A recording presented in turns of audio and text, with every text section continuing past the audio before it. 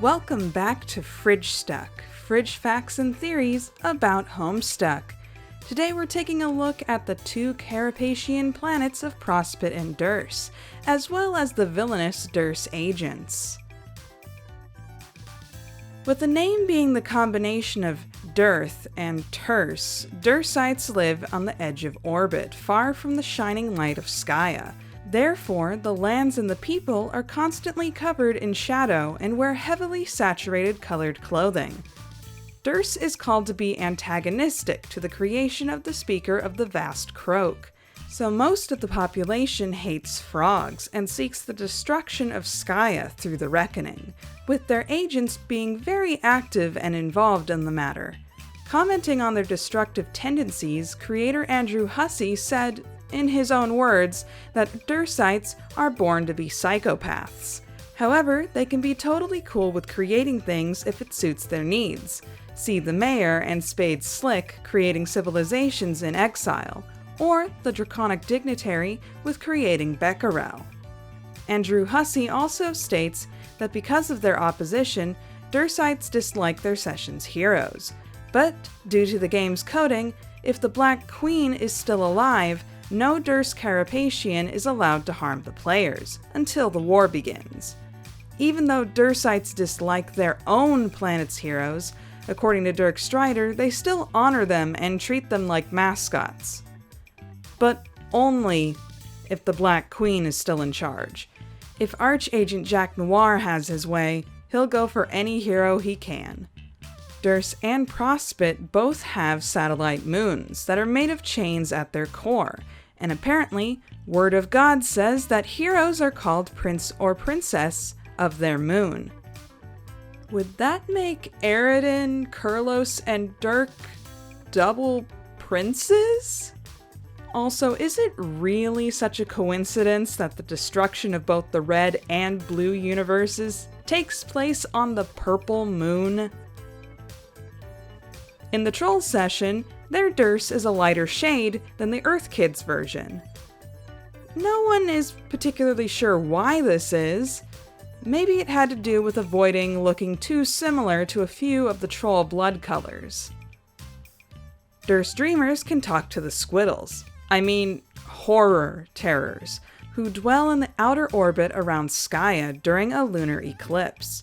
It seems that horror terrors don't usually attempt to communicate with their players, only reaching out to them to plead for help, since Lord English starts attacking them first when he reaches the session. Pessimistic, clever, introverted, and rebellious, Derse Dreamers often have a dark aura surround them while asleep, and when they wake, they never make their beds. The opposite of the optimistic, capricious, creative, and flexible teammates of Prospit.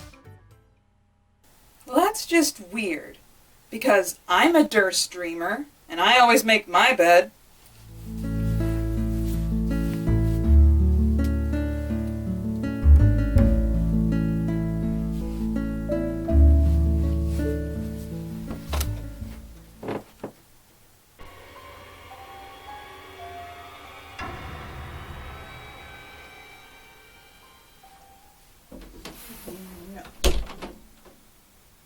Prospit is the opposite of Derse, having a name meaning the combination of prosperity and respite. In addition, in Latin, words like prospectare mean to look, which is probably the reason why their dreamers can look into Skya's clouds for visions. Being the kingdom of light, the Prospitans are pale-colored and tend to wear pastel-colored clothes. They also are destined to play defense in battle, wishing for the creation of the new universe and the protection of Skya. Unlike Derse, there are no white agents of consequence, unless you count either Mobius Trip or Hadron Collido, but they just made a music album, and that's it. Prospitans also tend to glorify their session's heroes, weeping for them if they die, and even the higher-ups complying to their requests. For Jake's funeral scenes on Prospit, Hussey used pictures of the courtyard outside of St. Peter's Basilica in Rome, and the Great Wall of China, and for some of the views of Derse, Hussey used images of the roof of the Milan Cathedral. And you can do this too!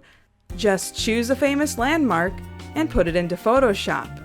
Go to Adjustments and add a posterize, and then a gradient map layer over it, and voila! Easy Prospit background. Derse requires an extra step for the colors.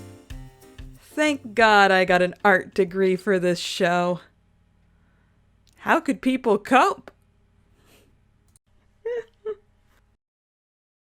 The named agents of Derse do a lot of work while the game is in session, so let's talk about them now.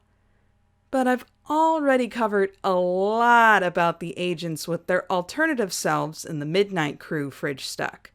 If it seems like I skipped something about them, it's probably in that episode.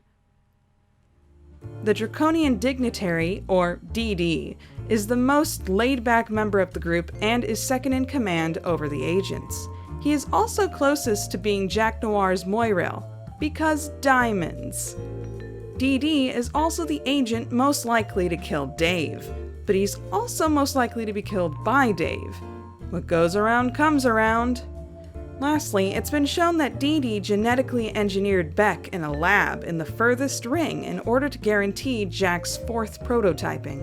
Due to this, he is probably responsible for the creation of GCAT as well.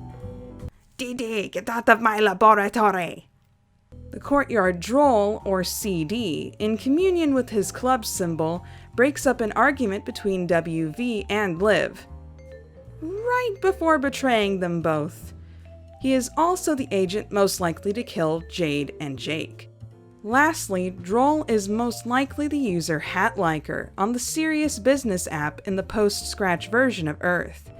This is believable due to his grumbles about sitting on his hat, and when we next see him, his hat is crumpled. Also, shortly after complaining on the app, he gets berated by users, the Dignitary, and her Imperious Condescension, who are fed up with his shenanigans. The Hegemonic Brute, or HB, is always the first to die, usually by losing his head, possibly a reference to the Queen of Hearts from Alice in Wonderland. On Formspring, the Hegemonic Brute is one of the few listed as an antagonist by Hussey, alongside Aridin, Gamzee, the Black Queen, and his boss, Jack Noir. Speaking of whom, here we go, the lad we've been waiting for. Archagent and destroyer of the 12 troll planets, Jack Noir, named by reader Godbot, does not keep his initials the same throughout his tenure through the comic. This is due to the fact that Jack is one of the only Carapacians in the comic we learn the real name of. Most just have titles. It's been confirmed that players should never give their sessions Jack Noir the Queen's Ring, as he is predisposed to mutiny and destroying the universe. So it's not entirely Karkat's fault for Beck Noir's rampage in the Earth Kids session. If Jack seeks the ring in attempt to overthrow the Black Queen, he's supposed to be killed, or, as shown by Karkat's group, exiled. He doesn't seem too upset by the latter option in the long run. Despite his rather sour personality, Jack tends to form the most truces and deals with others. According to Hussey, Karkat's Jack, who became Spade Slick, was like a father figure to the angry troll. A mistreating Alternian-type father figure, but still parental enough to have fan comics dedicated to their bond. Betaverse Jack Noir made a deal with the Parcel Mistress to get the White Royal's ring and scepter in exchange for Jade's package, and later on would even stop fighting PM on 2 occasions. Once when Lord English entered the Dream Bubbles, and once more in order to protect Jade during Game Over. He even let John's dad escape due to the rather trivial matter of burning Jack's silly hat. However, with the debt repaid, Jack would later return to kill him without reservation. With the help of Jade's package, particularly the Royal Derringer, Jack destroys the Black Queen and takes her ring, ultimately becoming Beck Noir later on. Beck Noir has been thought of by fans to look similar to Anubis, the god of mummification and the dead, what with his jackal-headed, human-like body and Egyptian-style collar. There's also some speculation that he borrows elements from the 3-legged birds from Eastern mythologies, which are said to be personifications of the sun. Hussey has stated that Jack's prototyped form is not literally the anti-version of Problem Sleuth's sepulchritude powers, but it does draw from it. His form is mainly a self-referential callback to Spade Slick being the non-canonical evil counterpart to Problem Sleuth. Jack is even seen using the Tetrix of the Arbiter and the ink of Squid Pro Quo that Problem Sleuth needs to access this power. The funny thing is that when sepulchritude is complete, the user is guaranteed to die unless someone gives them the will to live. Ja. And the last Fridgestuck fact for Prospit, Derse, and the agents is... Hussey isn't active on that many social media sites these days, so what he does choose to post can still be seen as random. However, one thing that seems to fly under the radar for most people, in my opinion, is Jack Noir's non-canonical Last Hurrah, as seen on the Snapchat between 11/11 and December 13th of 2016.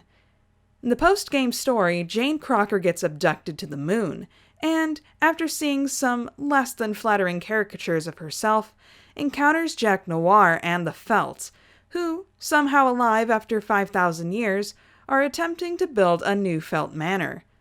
Jane, or the buck-toothed hornless one, off-screen somehow manages to gain control of the Felt.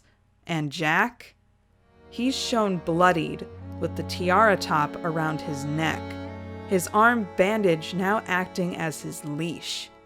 And that's the last time we see him. Wow! Oh.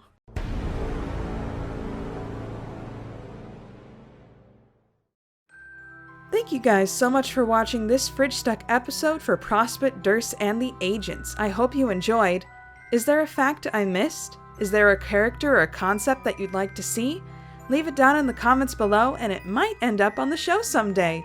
Be sure to give a like, comment, subscribe, and share with a friend, and check out my Patreon, and I will see you all next time. Bye! I'm scared, Dad! Do you trust me, son? Yes! Come on, son! Rule number 1, never trust anybody. Hey there. Consider becoming a patron, just like the phenomenal Gerald Thomas and Bleed Red.